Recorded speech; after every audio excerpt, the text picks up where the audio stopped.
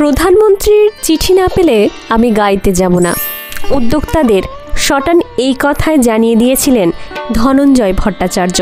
কলকাতায় আয়োজিত একটি বিরাট অনুষ্ঠানে প্রধানমন্ত্রীর ত্রাণ তহবিলের জন্য গান গাওয়ার আমন্ত্রণ ছিল। বাংলার প্রায় সব নামী শিল্পী সেই অনুষ্ঠানে অংশ নিচ্ছিলেন, কিন্তু ধনঞ্জয় ভট্টাচার্য জানিয়ে দিলেন যেহেতু অনুষ্ঠান প্রধানমন্ত্রীর নামে, তাই তার কাছ থেকেই আমন্ত্রণপত্র আসতে হবে। এই শর্ত শুনে উদ্যোক্তারা পড়ে গেলেন বিপদে।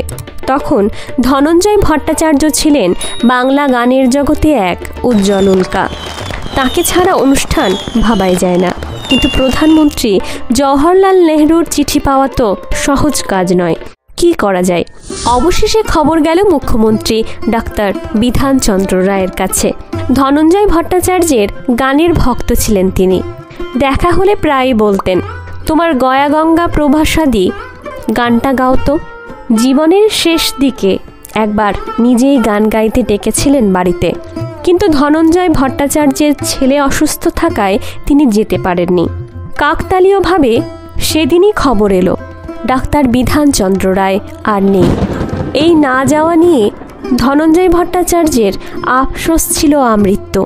ধনঞ্জয় ভট্টাচার্য প্রধানমন্ত্রীর চিঠি চেয়েছেন শুনে বিধানচন্দ্র রায় বলেছিলেন, এ ছেলের গার্ডস আছে। বাঙালির এই চরিত্রটারই বড় অভাব। ওকে বলো গান গাইতে, আমি জওহরলালের চিঠি আনিয়ে দেব। তিনি কথা রেখেছিলেন। জওহরলাল নেহরুর চিঠি এসেছিল এবং ধনঞ্জয় ভট্টাচার্য সেই অনুষ্ঠানেও গান গেয়েছিলেন। নমস্কার, আমি মন্দিরা।